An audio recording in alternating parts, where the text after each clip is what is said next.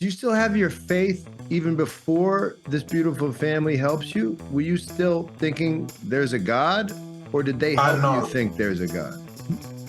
No, before that I had given it.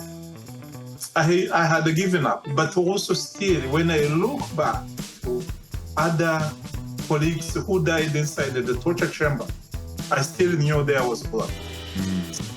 This story, I have cut many parts, because there is where God visited me in the torture chamber and said, you are going to flee, but don't go to the west, go to the east, because that's where your peace belongs. Everyone to me at night, but after, you see, it's very hard to understand God's ways.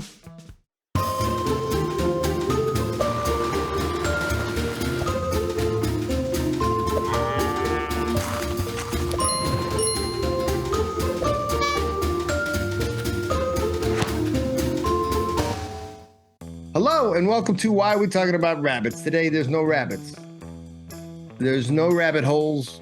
There's just a story. And if you like stories, and I think stories well told, get ready. Because today, using all of that we have in history, philosophy, all these ideas, we're going to put them all, pack them all together.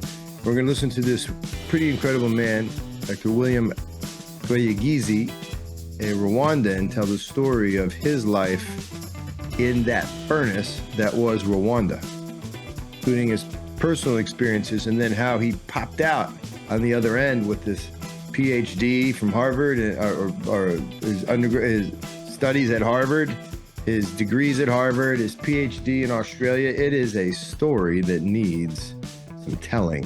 Got a great book.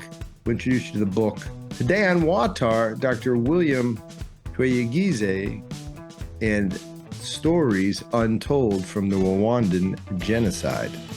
Fascinating look at things old found new again.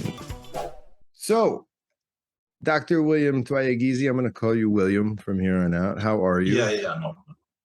Good to see you. I'm good. Good to see you too.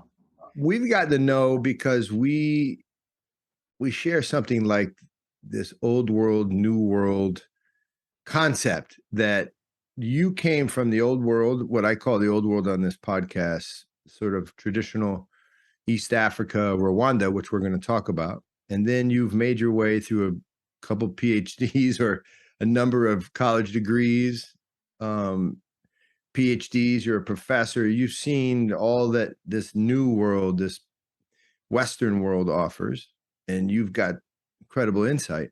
So it's like a total joy to have you here today. And I've got it kind of going in reverse, where I went to Columbia, yada, yada, and then went to Africa and got my life changed in a lot of ways. So it is a joy to try to figure this out together, this idea, by mostly listening to your story that you're telling in this new book that's coming out, Survivors Uncensored, about your life. Do I have all that right? Does that sound correct?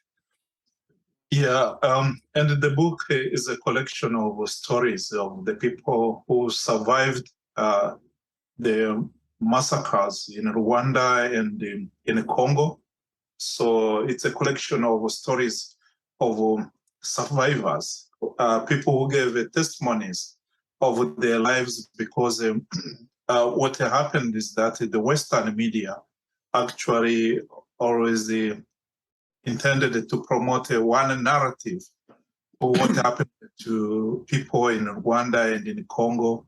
So people who survived the experience, who went through the massacres and survived it, decided to come together and put the stories together so that the people could read it, but also as a way of keeping a record of what happened to us. So that's how the book came together.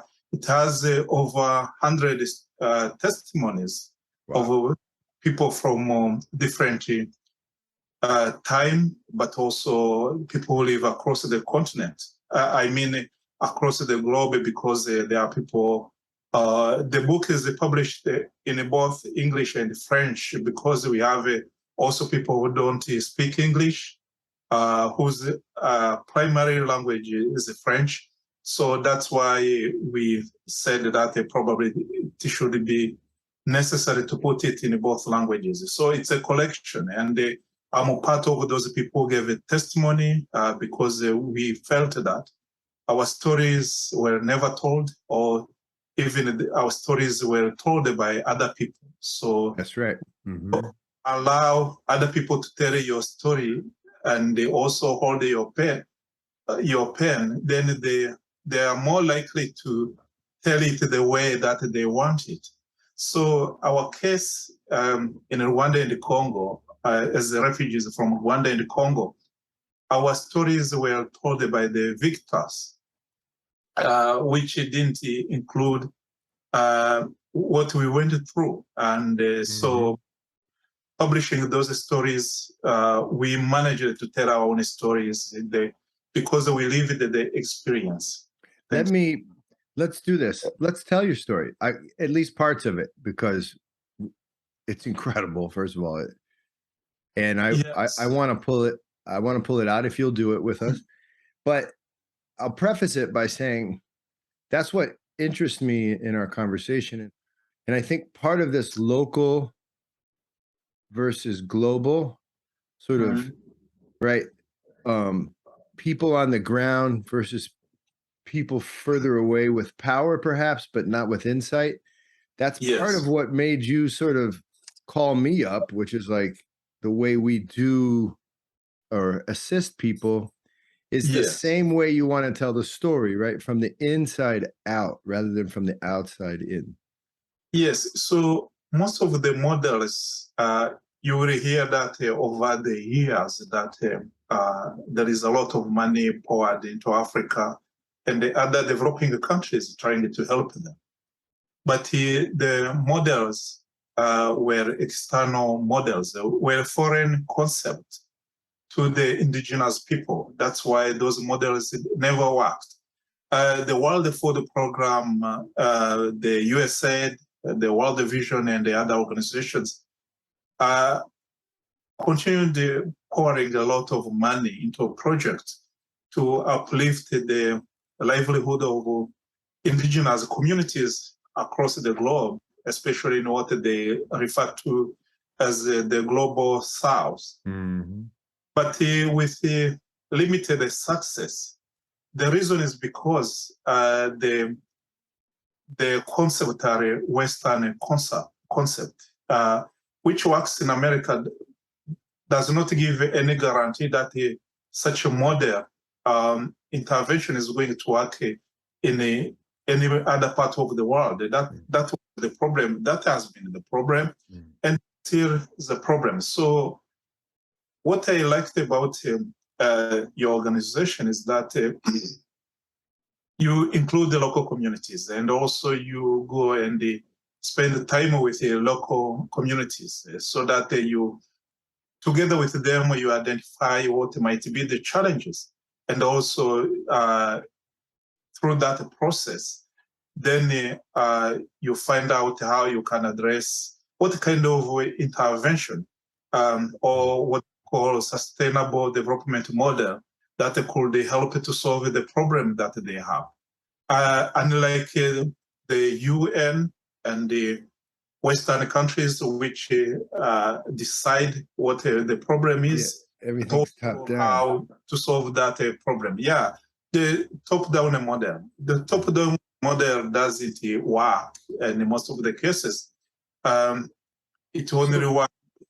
It only works by giving instructions, but it does not work in the instructions. Yes.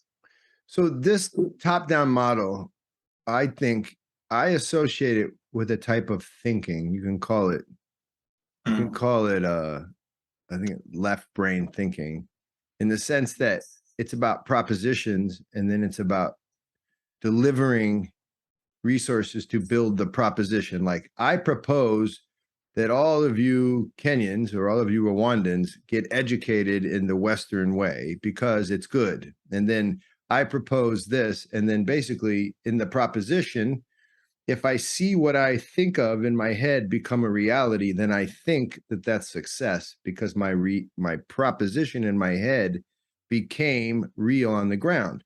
And I always think that when that happens, I've seen schools built in Haiti, like 10 schools were proposed by missionary groups and they built them all. And then they all claim success. But it's really weird because if you go into the schools, the human beings working in there would not think of what's happening as a success. Yeah. They just have a school. It's not the same as being successful, you know? Yeah, to have a school does not interpret it into having intellect people.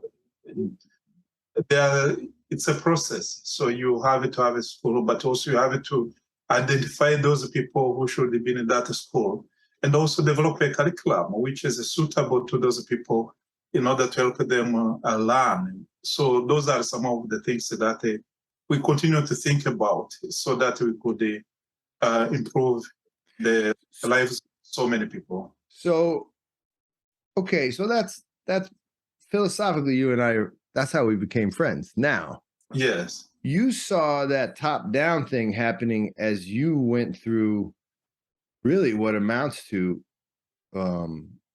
death. I mean, your life as a young man in Rwanda ended in what, I mean, you sort of washed up in a cemetery, and I want you to tell that story right now. But you learned that story was told a certain way about you that was not your story because it was top down. So tell us, set the stage for us, 1994, 95. Where are you and what's happening in Rwanda? And then what happens to you and how does the story get sideways? Yeah, so the story of Rwanda or Congo cannot be told without putting it into context of what is happening now as it relates to technology advancement. So you cannot tell the story of what happened to the Rwandan refugees and the Congolese refugees without looking into what is going on now as we talk about the smartphones, laptops, and the memory chips, such kind of electronics that we need in a day-to-day lives. Because Rwanda was a victim of imperialism, because and the corporations, because the corporations wanted access to the rich, mineral-rich Congo. And in order to exploit the resources, the coltan, the cobalt, all those minerals are rare minerals, which actually helps the countries develop the weapons and develop the space programs, but also the day-to-day gadgets that we use, such as cell phones, smartphones. Congo hosts more than 70% of the global cobalt and the global coltan. You cannot talk of transition from fossil fuel to renewable energy without having access to coltan. Mm. And the coltan, C-O-L-T. Yes, coltan, yes, C-O-L-T-N, and the cobalt. Cobalt. Has more than 65% of the global coltan and the cobalt in a deposit. So you cannot, as a country, you can never develop in the next 200 years. You can never advance technologically without having access to DRC, your raw material source. So that's what happened to us. The DRC is the Democratic Republic of Congo. DRC is the Democratic Republic of Congo, the Zaire. So because they wanted to have access to raw materials in the Eastern DRC, where we find the highest deposit of coltan and the cobalt, they had to invade Rwanda and they remove power and they install a new power. In the process, two presidents were assassinated on April 6, 1994. As those presidents were from the peace negotiations in Tanzania. So after assassinating these two presidents, then the new regime in Rwanda was installed. And that new regime, the current president of Rwanda, General Paul Kagame, was trained in America in a cancer. So in a cancer, the school of USA General Command School College, something like that. Yeah, he was trained here. Mm-hmm. Yeah, he was trained in America.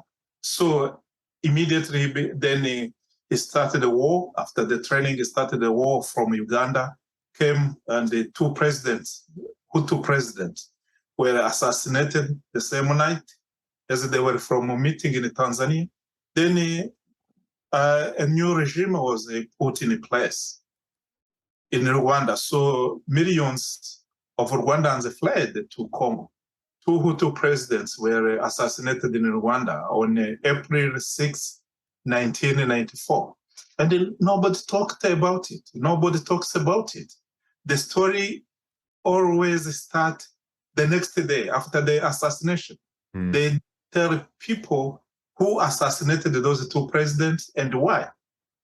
I've never heard, and I'm a historian. I've read everything. Yeah. I still don't know who did that. Yeah, but the reason is clear because 2 years after assassinating those two presidents and after sending more than 4 million Rwandan refugees into Eastern Congo, the Rwanda and Uganda, with the Western help, of course, they invaded Zaire, which is Congo, the Democratic Republic of Congo. That was in 1996, 2 years after they established their own regime that they wanted in Rwanda. They immediately started preparing for invasion of the Democratic Republic of Congo. So yes. that geopolitical, those pressures to find access to control really all of Central Africa, that pressure is put by powers that be. I want to talk about those. But before I do, before you talk about it, you're what, 21-year-old guy? No, you're like 15 and you're living in Yeah, I was around 16. I living in a refugee camp in Eastern DRC in one of the largest. How did you get to the refugee camp? We were pushed out during the Civil War.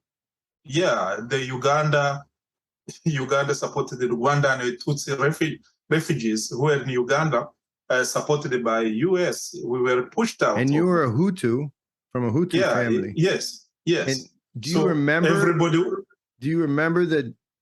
What was it like in the streets? What was happening? How did you leave your house? It was a carnage everywhere. I was in school that time, actually. I was in college. So I had started a high school. We just ran. Everybody was running for their own dear life. Wow. So there was no thinking twice. Everybody was pushed out of the country, and the country remained empty.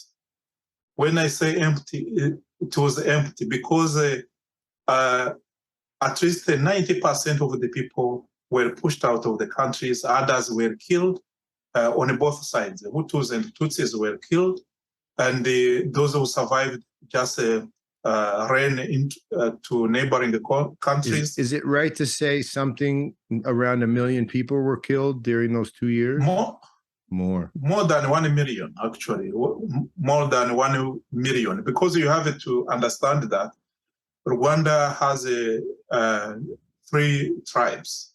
Hutus, who are majority, 85% of the population, and the Tutsis, who are the minority, 14%, and the Pygmies, who are Twas, who are only around 1%. So in in 1994, Rwanda had only a population of less than 60 million. And when we were in the refugee camps, we were over 4 million. 4 million. Yes. So you can do simple mathematics and they see how many people remained inside the countries. Very few people remained inside the country in the 94, 95. Where are the camps? The camps move you from Rwanda just across the border to Congo. Is that right? Yes, it was just across the border. Yes. And then those camps, you were there for how long before you move again? We were there for 2 years. So we arrived there in 94, in July, August. And then later, 2 years later, in October 96, Rwanda, Uganda, Burundi, Ethiopia, with the blessing from UK and the US, of course, and the United Nations. So they had to invade Congo. Here's the catch. They invaded the Congo because when they pushed the Rwandan Hutu refugees into camps, they never expected them to go into Zaire, because the main objective of a war in Rwanda was to establish a platform to invade Congo. So the main objective of imperialism was to capture Congo, not Rwanda. But you cannot invade Congo unless you have Rwanda, because of the proximity, political proximity and the geographical proximity. So you have to clean up Rwanda first, then you put military equipment and everything, then you stage the next invasion of Congo. That's what happened. In the 94, two Hutu presidents were assassinated. Nobody talked about it. Even you will receive very limited data about the assassination. Then the Western media started telling the story the way they wanted it to be told. And how did they want it? How did they want it? Basically, as the Tutsis were saving Rwanda. Yes, that was the story. And the two Hutu presidents were assassinated by their families. That was the narrative, actually.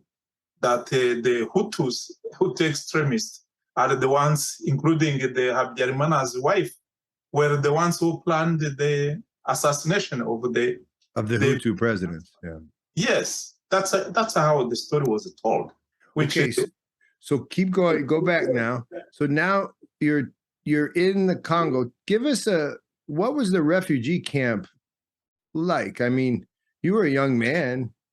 It was hell. So being in a refugee camp and you were a young man, they starved you to death.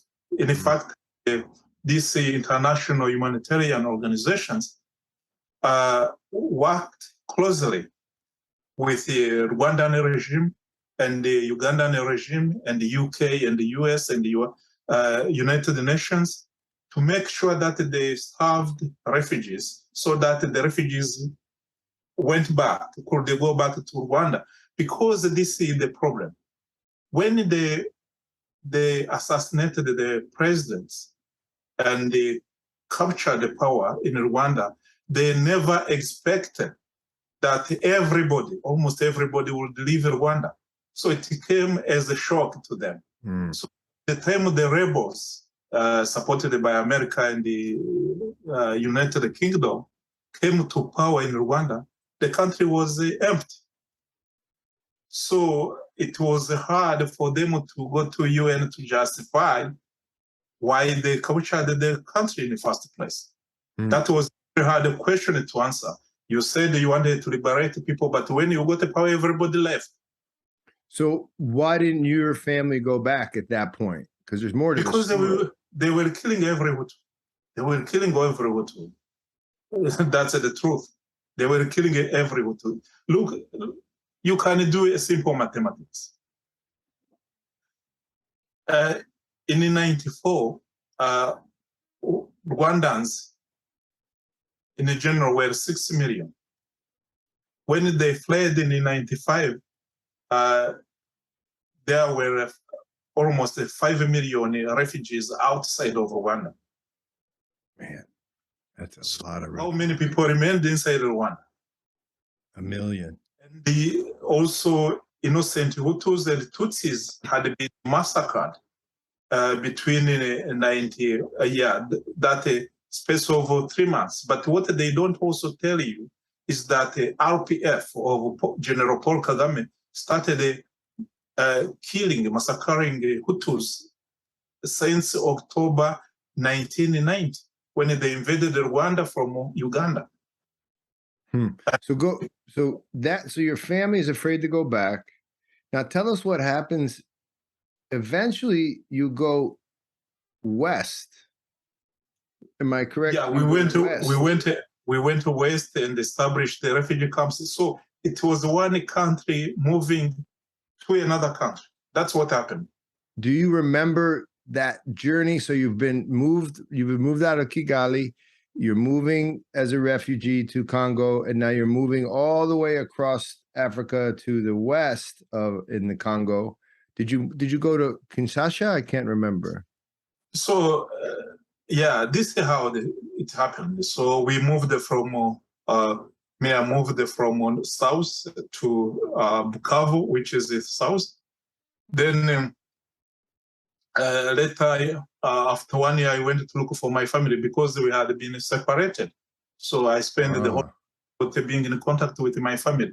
When I found my family, all my siblings, 3 of my siblings had been killed by the new regime in Rwanda. So that's why my family had to flee. And so we got in contact, and I lived with them until 96, in October 96, when the Rwandan regime and the Uganda and the Burundi invaded the refugee camps now. They invaded the refugee camps at around 3 a.m. So everybody had to run for their dear life. So everybody was naked. There was no time to pick anything. So you had to. And when we ran nearby the refugee camps, there were active volcanoes called the Nyiragongo, which was still active. So because of the shooting and the killings, many refugees ran toward the active volcanoes, and they were burned to death. So, and I survived. So when I survived, it was a killing throughout. So we were followed all the way. So I had to flee from Goma all the way to Kinshasa on foot, which is around 6,000 kilometers actually, when you are walking, because when you are walking, you don't fly, you don't go straight. You have to look for where you pass. Right. Cross the rivers. So I remember this one river called the River Lubutu. That was in 1997, around March. So we were living in a place called the Tingitingi. Tingitingi it was a refugee camp which was hosting over 500,000 Rwandan refugees. And it was attacked by Uganda and Rwanda, again, the Tutsi regime in Kigali. So when we were attacked, it was a mass killing. So there was only one road. That road, because the rest of the place was a dense forest. So what happened is that we wanted to cross into Lubutu shopping center. But when we arrived at that bridge, the Ugandan army were ahead of us. So they started shooting from ahead of us. And behind, there were the Rwandan troops shooting also from behind us. we were at this bridge. So we didn't know what to do. We didn't know whether to advance because anybody was moving forward was being shot dead. We couldn't go back because also Rwanda, the Tutsi soldiers were behind us. So we created a stampede at that bridge. It was an old bridge until it broke and sank into a river. And many thousands, hundreds of thousands of refugees sank into a river and made a new bridge. So as we continued pushing from behind, I crossed over dead bodies who had made a new bridge on a the people themselves had become the bridge. Yes, on which the people were walking.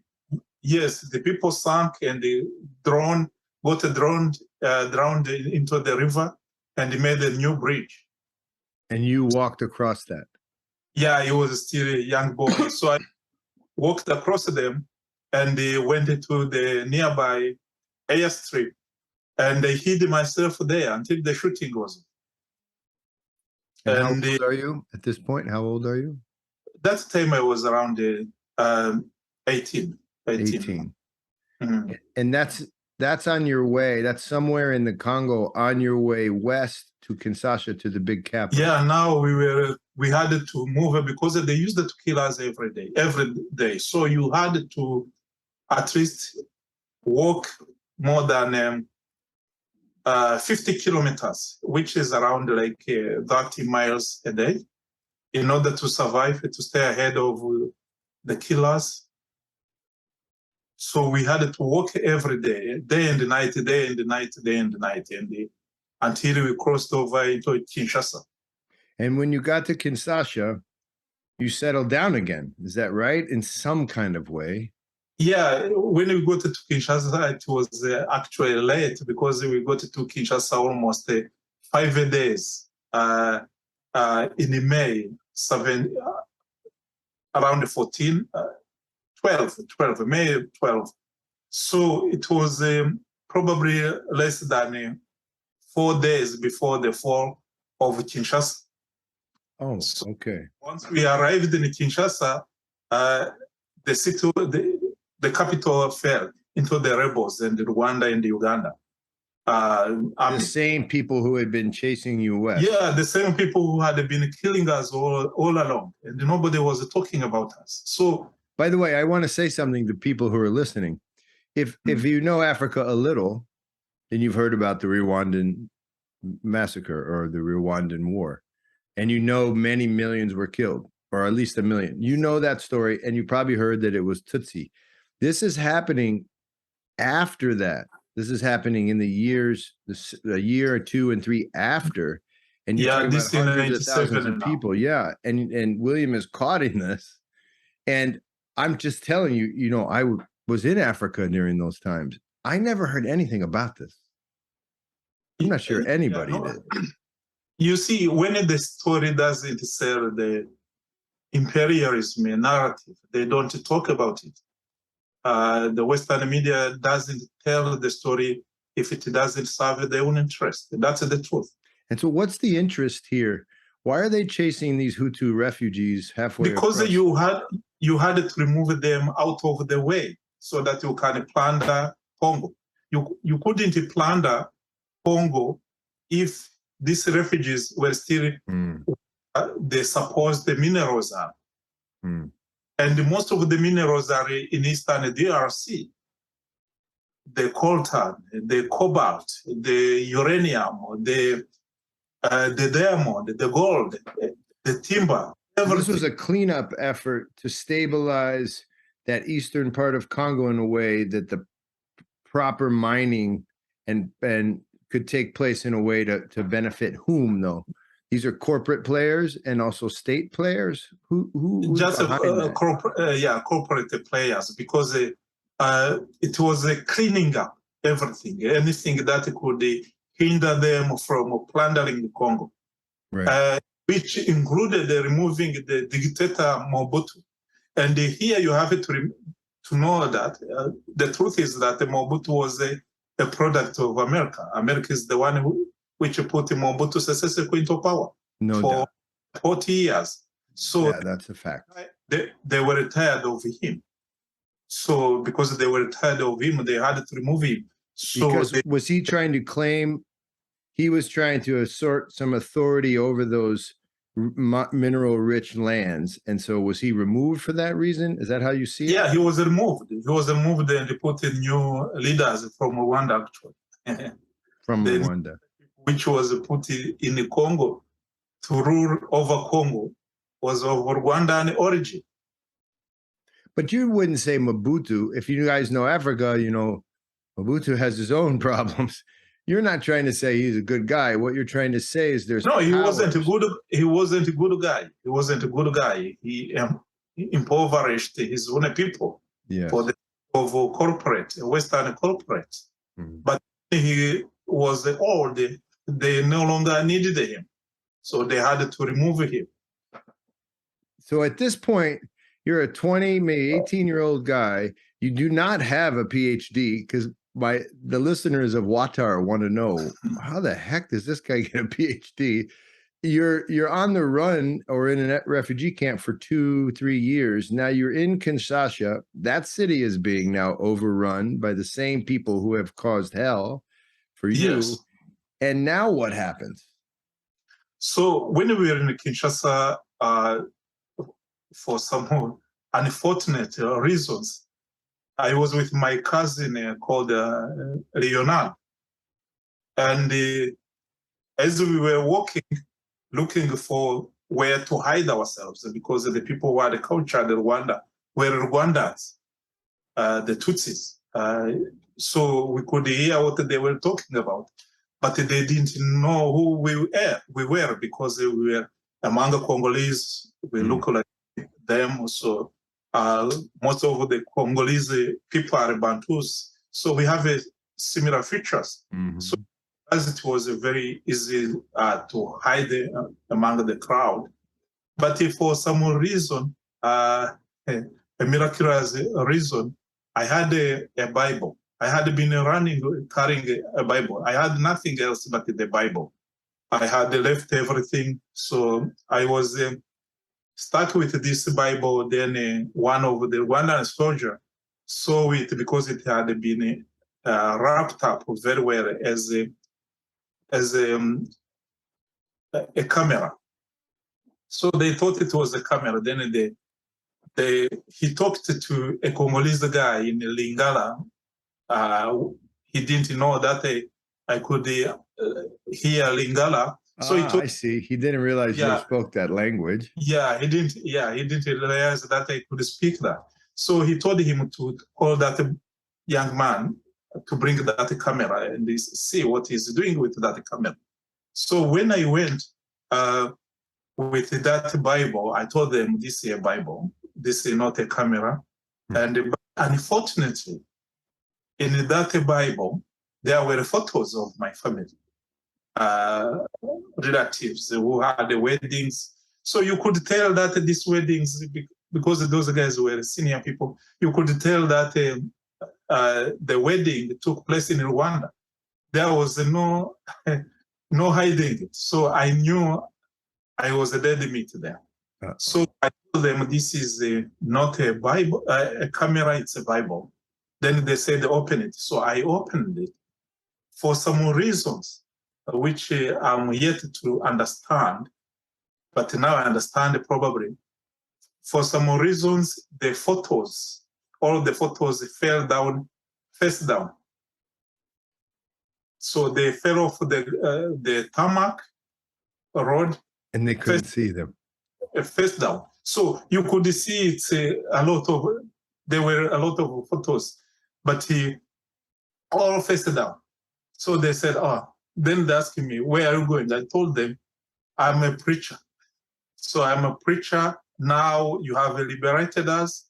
I'm going for a Christian crusade so that we celebrate your victory, your liberation. That's what I'm going to do. Wow. Or they said, go and pray for us and thank you, and go and celebrate. So I picked the photos, put them back into the Bible, and read. So that day up to now, I don't know why God decided to save me that day, but I was going to be killed that day. You were, yeah. And this is, I was sure. this is, I even froze. I froze. It's like my mind was not working when the photos fell down. so now you're now in the Central West Africa. You're from Rwanda. You've been, and now don't you end up going back east? Don't you? Yes, later. So Kinshasa was captured. So my cousin Leonard was also captured. And in that process, they realized that he was Rwandese, and they took him. So later, he was burnt alive. He was reached at the national stadium alive. That day, they burned him alive there. Yes. So me, I survived. Then I crossed over into Congo Brazzaville. Then later, to cut the story short, then we said, let's go back to Rwanda to see what is happening there. So the UNHCR told us that they wanted to take us for a resettlement to other countries. This is the UNHCR. That's the refugee group in the UN that helps, supposedly helps refugees. So yes. So the UNHCR, instead of taking us to where it had promised us that they wanted to take us so that where we'll be able to study and continue our education, they took us back to Rwanda. Remember what I said at the beginning, that the UN, US, UK, humanitarian organizations supported the new regime. So they were doing everything possible to bring refugees back to Rwanda, so that the new regime has something to show to the world that they have people to rule. So we ended up back to Rwanda, and we were put in torture chambers. Like you were tortured? Yeah, we were back in Kigali. Then they took us to torture chambers. We were tortured day and night. And the first instructions, one of the Tutsi general gave it to another Tutsi soldier was that he wanted to see at least 40 dead bodies of Hutus every day. So we were beaten, starved to death, and many people died. So you remember the Bible in Kinshasa? Yes. I still had it. And when we arrived in Kigali, the Bible was taken from me. And but I had immediately after that incident, I threw all the pictures into the river, Congo River. So then they took the Bible, and later someone brought back the Bible to me because he said, I have seen you have read this Bible, and I know you are going to need it inside there. So there is no reason to keep it away from me because you have been reading it. So the Bible inside, when we were being tortured, we decided to form a fellowship group. And so that even if we die, at least we die knowing that we are in the hands of God. So through that fellowship, 67 people gave their lives to Jesus. And I remember the day that they said that we are committed, we didn't have water to baptize them, and we were not even with a pastor. So what we did, we just prayed the whole day, and luckily that day we were not beaten. They started beating us the next day. Then what surprised me is that 90% of the people who gave their lives to Jesus inside that torture chamber all died inside there. They did. They did.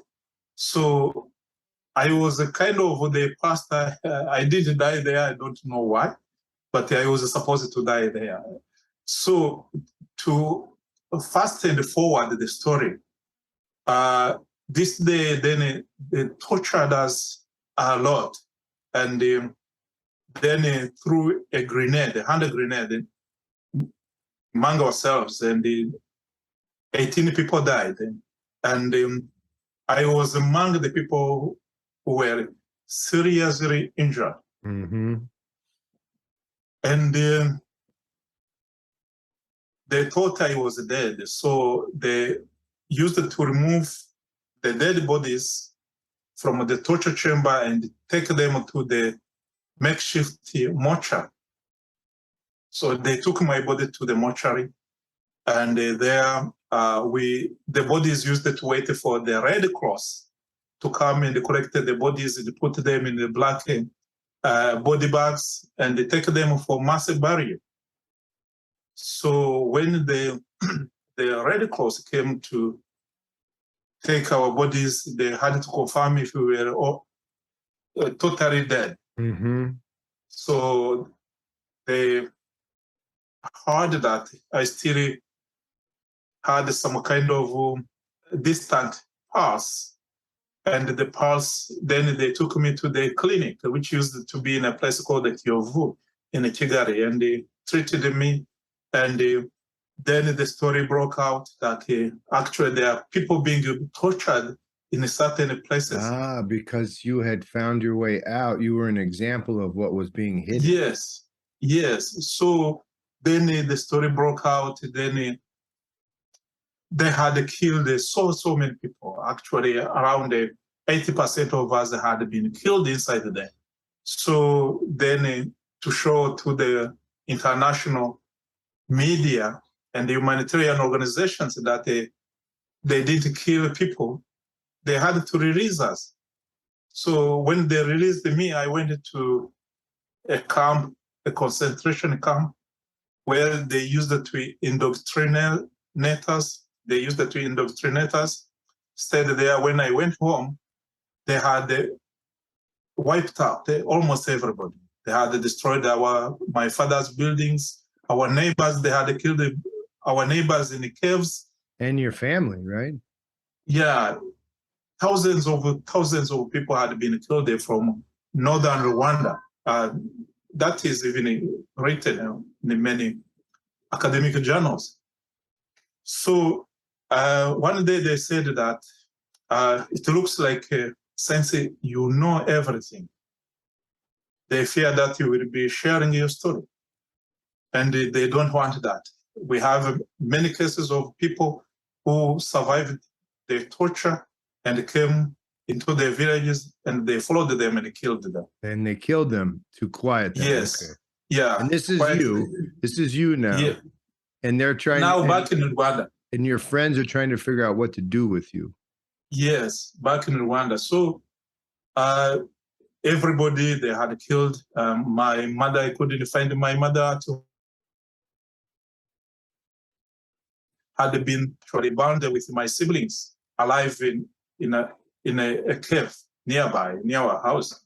And so they had killed your family. You cut out. Yeah, they had killed my family, and my mother had fled again to Congo. They had killed my uncles, my aunties, my neighbors. They had killed almost everybody. That was in 97 and 98. And so someone looked at the situation and decided to help me get out. And I got out into Uganda, then went to Kenya. So I ended up in a refugee camp in Kenya. Basically, that's the brief of my story. So that is not this, William. This is the brief overview. Lord have mercy. This is incredible. Yeah. So now in Kenya, just help us go quickly because we could do this for hours. You've reached Kenya, and suddenly now you find your way to becoming educated. And so in Kenya, come west. How do you get educated? In Kenya, things were tough, or were still tough, because I was in a refugee camp, and refugees in Kenya are not supposed to mingle with the local people. So I was in this huge refugee camp, which hosted around 300,000 refugees. Man, these are huge camps. These are huge. Yeah, it's called the Kakum, which hosted refugees from Ethiopia, from Southern Sudan, from Uganda, from Rwanda, from Congo, from Burundi, from Somalia. So it's a mess. And when I arrived there, I found other refugees who had been there for close to 20 years. So they had arrived there as young, married. Now they had their kids were my age mate. So then I asked myself, now you came here as a young boy, as a young man as me, you married, now you have someone of my age. So is it this what is going to be my future life? Right. So one day, that time I was walking using crutches. That's a story I jumped because it's a long story. So I was walking with wounds, fresh wounds, and the crutches. So I said, I'm used to going, so I better get out of this camp. So one night, I just got out of the camp. I started walking. I walked for 2 weeks to get to the main road. I wanted to go to the city in Nairobi because I said, instead of dying in this concentration camp, let me die in the street where people will see my body. So I ended up in Nairobi, then at UNHCR again. UNHCR used the note to help refugees, especially refugees from Congo, from Burundi, from Rwanda. They used the note to support them. Because of that conspiracy I told you, Ari. So I ended up on the street begging, as a beggar, and scavenging, eating food from a restaurant at night. People had left on tables. So one day I met this good Samaritan who looked at me and told me, I look at you and there is a voice that tells me that you don't deserve to be here. That's what he told me. So I told him, but I'm a total beggar now. Here I am. So I'm looking for something to eat. If you have anything to give me to eat, well and good. If you don't have, God bless you and have a wonderful day. No, he said, he gave me $20. He said, I'm traveling to a conference in Geneva. I am back in 2 weeks. Here's $20. Go and buy food. Then let's meet in 2 weeks.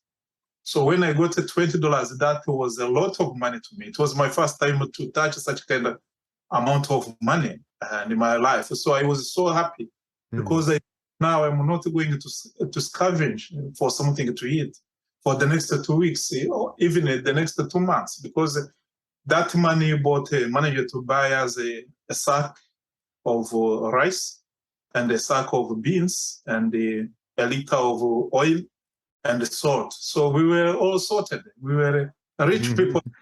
We were all sorted. Yes, you were. Yes, I said, for the next 2 months, I'm not going to go back to the street where people are spitting on my face when I beg from them. I'm just going to sit down and eat and feel happy about myself. That's what I did. And in 2 weeks, the guy, as he had promised, he came back and to look for me. And because I had shown him where we used to sleep outside UNHCR, and he said, can you go to church? I was smelling because no shower, no nothing, only having one cloth without anything to exchange, to change. So I was smelling, and I told him, actually, I'm very smelly. I don't think even I deserve it to be closer to you. He said, no, don't mind about it. Let's go to church. So I told him, let me wash my face. Let me wash my face. Then we go. So I washed my face and entered his nice car. this very big truck, and we call them Pajero and the Prado. Yeah, he had a Prado car, a very nice one. And a car? A Prado? Prado, Toyota Prado. Yeah, which is a SUV. Mm-hmm. So I entered the car, it was smelling so nice. So I said, by the time we arrive at the church, my smell would have changed from because of you would have ruined the car. So you remember this? I still remember it. Good. That day, I still remember it because it was an important day in my life. So when we arrived at the church, he introduced me to his family, then his son. I sat between his son and his wife. And that day, even he was preaching, he preached. After the preaching, after the service, they took me to their house for lunch. And then they said, William, we have been praying about your issues, and there is a voice inside us that is telling us that we should support you until you will be able to stand on your own. Mm. After hearing that, I just cried because nobody had told me that. Many people had made thousands and millions of promises, but they all ended up in disappointment. Yep. Cried, and I told them, thank you, and I just left it to God. Actually, that day they gave me $50 to go and look for a one-bedroom house with water and electricity. Imagine this was someone who was sleeping outside. Yeah. No clothes to change, no food, no water, nothing. Now I'm being told to go and look for a house, one-bedroom house with electricity, with security features. It was wonderful. It was like a resurrection. Wow. It was like a rebirth to me. I couldn't believe. And and they said after you have gotten the house, also look for one refugee that you feel comfortable with. Among those refugees from Somalia, Ethiopia, young like you have been sleeping outside together. You can host them so that you are not alone. Mm. They must live under your own authority because we are the only one that we are supporting. So, and I go to the house, then the next day I came and told them that I have gotten the house. I even slept there. There was no blanket, no mattress. I just slept on the floor. Laid down. I love which it. was very cold, and it was so beautiful. It was the sweetest night of my life. Mm. And so the next day I came to their house now. They lived in this gated community. So you had to press the button. Then you talk to someone through the intercom. Oh, it's like it's like an HOA. It's like a housing organization. You had to go in. Yes. Wow, yes. Look at you. So yeah. Do you still have your faith even before this beautiful family helps you? Were you still thinking there's a God, or did they help you think there's a God? No, before that I had given in. I had given up, but also still, when I look back to other colleagues who died inside the torture chamber, I still knew there was God. Mm. This story, I have cut many, many parts, because there is where God visited me in the torture chamber and he said, you are going to flee, but don't go to the west, go to the east, because that's where your peace belongs. Mm. Everyone to me. At night, but after, you see, it's very hard to understand God's ways. After that voice came to me, that's when actually I was taken to the mortuary. Yeah, as a dead man. As a dead man. So how do those two things reconcile? A voice from nowhere came and told me, actually it gave me even a Bible verse, and they told me and they gave me the picture of the place I will live. But when I arrived in Nairobi, actually, when you read my book, you will find those stories there. So when I arrived in Nairobi, I went to attend a crusade, a Christian crusade, which were attended by thousands and thousands. Actually, the picture I saw that day was the same exact picture that this anonymous voice, which came to me in a talk, had shown me that this is the place you are going to go, and this is where you will find your peace. So fast and forward, now I have gotten the house, and then they come to look at it, and so they paid for the whole year. They said, let's pay for the whole year, and we will be bringing you food every month so that you relax. That's what they tell. You have gone through a lot. We want you to relax. After 1 year, God will decide what He wants for you. But what we wanted for you now, it's you relax. So I stayed there. They paid everything for me. So it's like Jesus paid everything for me. Mm-hmm. Then they took me to a computer school and an English school, and I started learning English. So to cut the story short, then they took me to a university called the Desta University. It's a Christian university, which is an American kind of Christian university. And they took me to Desta University. So when I got to Desta University, and it was amazing. Everybody, they English. Kenyans speak faster English. That's their first language. I grew up speaking. Right. So, you speak French, and then what was your Rwandan language growing up? Yeah, Rwanda. Yeah. So, yeah. And then when I was in the class, everybody was speaking so fast, and they said, I'm going to fail, but it's good to fight before I give up. So I used to spend the whole day in the library until midnight, past midnight. The librarian used to come to me and say, hey, my brother, we are closing the library. We still have the next time. We're going to sleep. So, go home.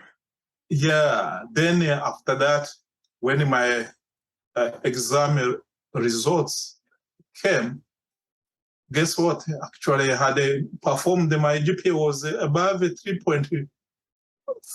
Mm-hmm, mm-hmm.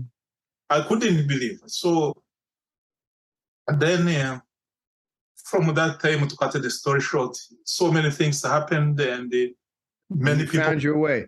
You found your way toward higher education. And yes, I finished now teaching, and now a professor with a PhD, right? Yes, so I finished my education at Desta, then later got a job with the office of the president of Kenya. Worked there for some time. Then some people funded my education to US. I came to do my master's in the US. I went at Brandeis University. Then after that, I went to Harvard University, worked at Harvard, and then I worked at the Boston University. Then later, I got a scholarship from the Australian government to do my PhD in Australia. So I went to do my PhD in Australia for some years, then came back. So basically, that's a nutshell of my story. Let me ask you this to get back and maybe just delve into this conversation real quickly. So you went through hell, and you were resurrected in many ways, and you found yourself now trying to make sense of this new world. And in the new world, you must have started to see this them, right? You kept saying they wanted this, and they had interest, and these forces were creating war, and these forces were creating these torture camps. And now that you're removed and you've made your way, I've met your lovely wife, you have your kids. What are these forces that you see at play, and how do you characterize them and categorize them? Are they something like new in history, or are they something old? These forces that have created these torture chambers or these difficult circumstances for these small countries. What are these forces to you? There is nothing new in this world. We have to understand that we are living in a world of two things, two systems, good and evil. We have to recognize that as a Christian.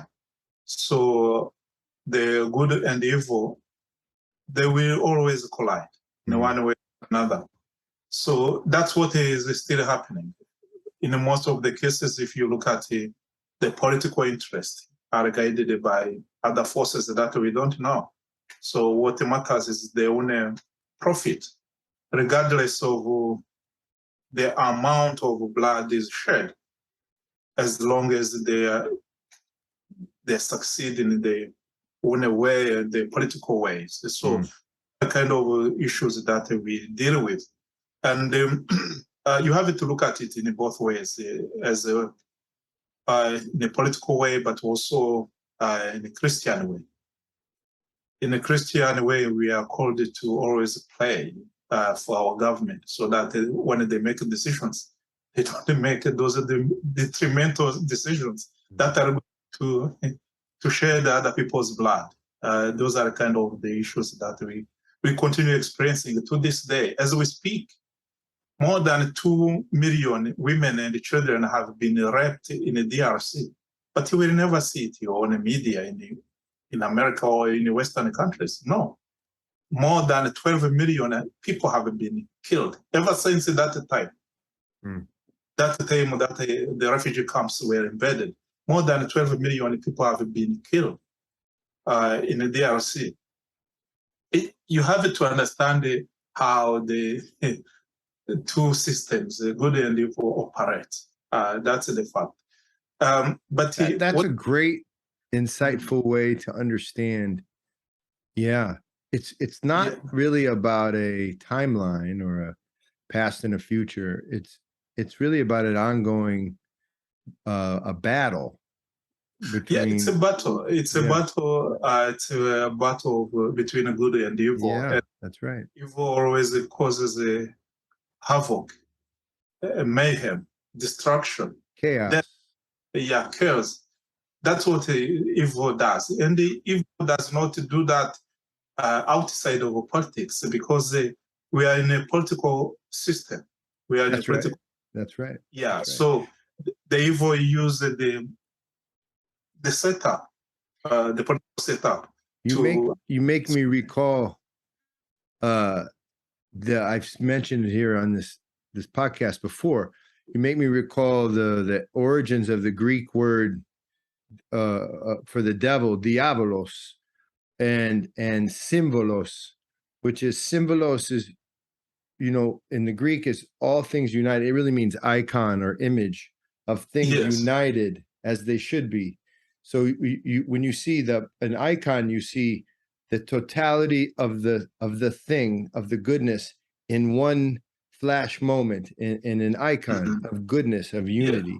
And diabolos is the Greek for that which is separated, or in other words, that which is chaotic and destroyed, or in other words, it's fading from unity to total disintegration. So things diabolos or diabolo in Latin, or devilish, are things which destroy and tear apart.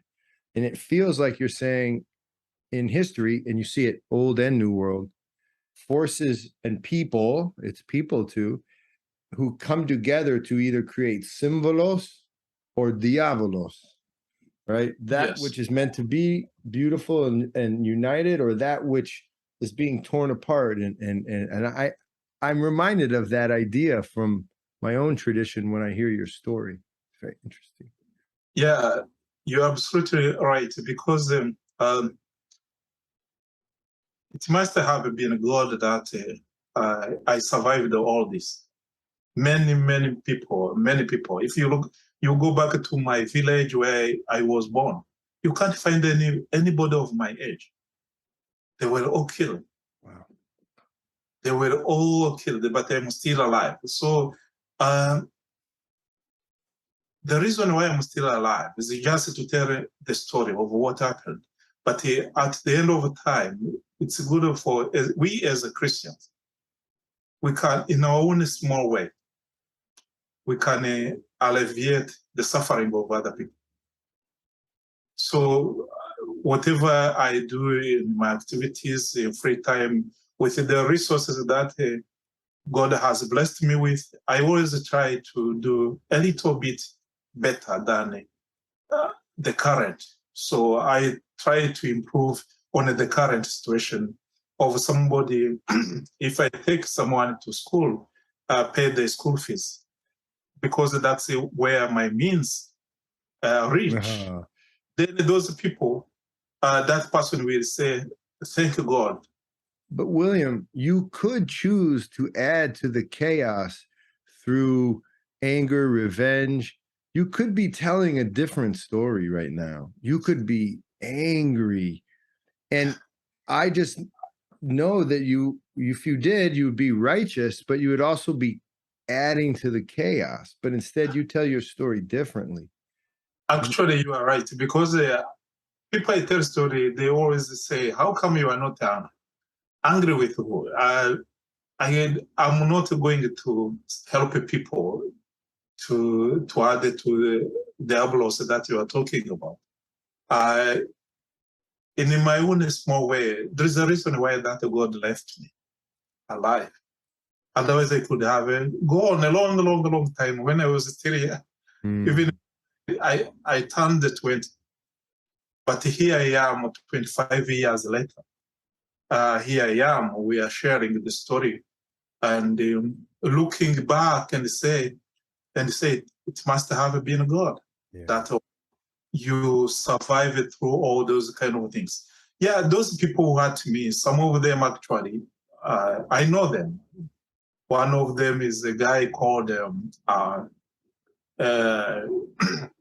was a minister of, I think, of foreign affairs or health in Rwanda. It's called Richard Sezibera. This guy, Richard Sezibera, when he was a captain, he took my uncle from WAWTAR in a church in Bigogwe, in a place called the Bigogwe. He took him from WAWTAR and he went and he killed him with the other church members. And later, the Agence de Presse asked him, and he said, no, we are not the ones who did it. He's a cripple. His videos are online. The guy now had a stroke. Had a stroke. Not because I'm happy that he had a stroke, but what I'm trying to say is that God has his own way. Revenge belongs to God. Yeah. Revenge belongs to God.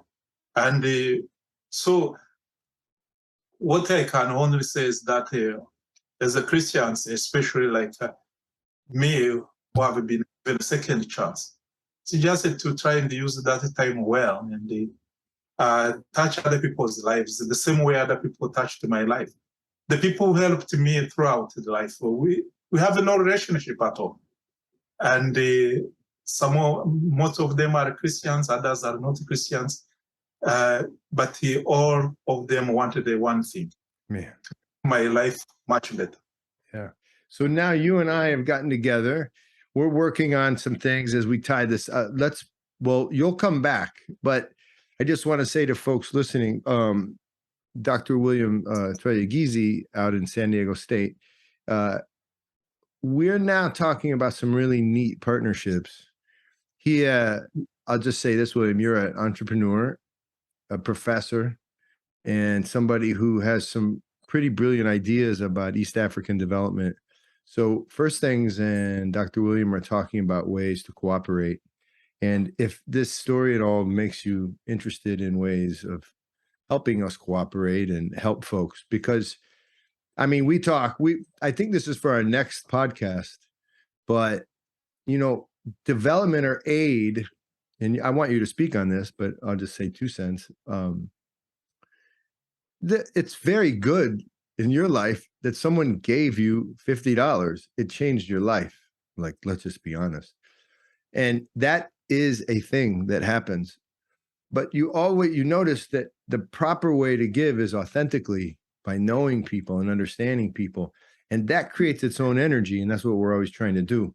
And so what I'm trying to say is I think, William, there's something cool and brilliant and beautiful about the way you understand aid now. And I feel like you're a spokesperson for the authentic process, which is something like sustainability. They were trying to get you to be sustainable, not just eat for that day, but sustainable. You see, they adopted you in the way God adopts people. They adopted you. And so I just love our partnership where we're going to try to figure this out together. Like, how do we do this in East Africa? So I really look forward to continuing that conversation with you, because you have insight that, we'll never have, not only about Africa, but about life. Yeah, thank you very much. So one of the problems that developing countries have is that they have a bad management, poor management, poor leadership. The people know, the citizens know what they want, and also they know how to get out. But the problem is that the systems that we have been talking about, the leadership systems, those political systems don't put the mechanisms in a place to enable those people get out of poverty. So, there are some reasons why. One of the reasons is that in many countries, when you keep people poor, then you can rule them forever, because they won't have a time to think about what you are doing to them. No doubt. Always been in a survival mode. That's what I always tell people. There are times that I was in a survival mode. I couldn't even talk about something like this because I didn't have that time. It was just a survival mode. I didn't know that I would be alive tomorrow.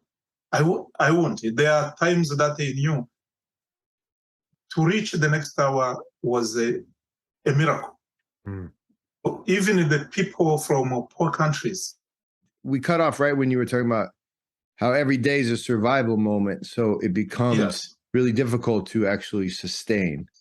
Yes. So what I was trying to say is that the project that the humanitarian kind of project that we should do are those projects which have a sustainability backup, whereby because a humanitarian project have a time limit. But when the humanitarian projects are backed up by sustainable investment project, then they have a lifelong ability to achieve the humanitarian activities. So that's what I always advocate, that even if we are doing a humanitarian activities to help people get out of poverty, it should be done in a sustainable way, so that those people, once we help people, then tomorrow those people will be able to help themselves. One of the ways of doing that is providing the people access to education, access to healthcare, access to clean water, access to renewable energy, such kind of things. And also access to what we call financial inclusion, so that the people can have such kind of opportunity also to better themselves. Let's do this. Let's leave it there. But when we come back, when we're down the road a little bit, we'll talk about some of your unique ideas for how to do that, which it includes some pretty interesting sort of insight into moving money and the way to do that with apps. We talk about the housing investment potential going on in Kenya and East Africa. I think people don't realize. I think they hear your story and think that's all of Africa, but it's not. There's a lot of other things going on. No, Africa is a bigger continent. It has 4 countries. So if a mess is happening in one part of the region, it does not mean that it's happening in some way. And one of the problems is that people look at Africa as the United States of America. Africa is not united. Africa has independent countries. So that's why I have problems with people say, I'm going to Africa. where, Me too. yeah, You're like, where well, exactly in Africa? it's like Yeah, saying, I'm going to Asia. Okay, that's cool. yes, That's really big. but where in Asia? Yeah. Yeah, such kind of. So when we have a time, we shall talk about those kind of Let's do it. We'll do it. Yeah. And definitely, Yeah. folks who are out there, if you're East African connected, give me a call. And so I'll just say thank you. Yeah, thank you very much. We didn't lose you, did we? No, you're still there. No. Yeah. But I'll be in touch, and let's talk again pretty soon, and we'll cover more things. I just wanted you to share your philosophy in that incredible story. We'll link to your book. Yes. Survivors Uncensored. It's 100 testimonies, well, more actually, on the Rwandan genocide. And one of the things that it does is it asks you to reconsider the narrative and the narrators of the Rwanda story as per the West, because we learn certain things as Westerners. And this is an inspiring book about taking a second look. It's not as easy as all the Hutus tried to kill the Tutsis. It doesn't work like that. And so, or Tutsis tried to kill the Hutus. It doesn't work like that. Yeah. It's a complicated story. Yeah. It's a complicated story. So look for that. Look at our pod notes. You can see the links. We're going to talk again, William. Greet your beautiful family. And say hi to the family as well. Yes, I will. Helen says hello to you. So thanks for coming on. Thank you a lot. Okay, thank you very much. Bye-bye. Well, that was what was that except for magnificent and rough and sad and beautiful, sweet sorrow.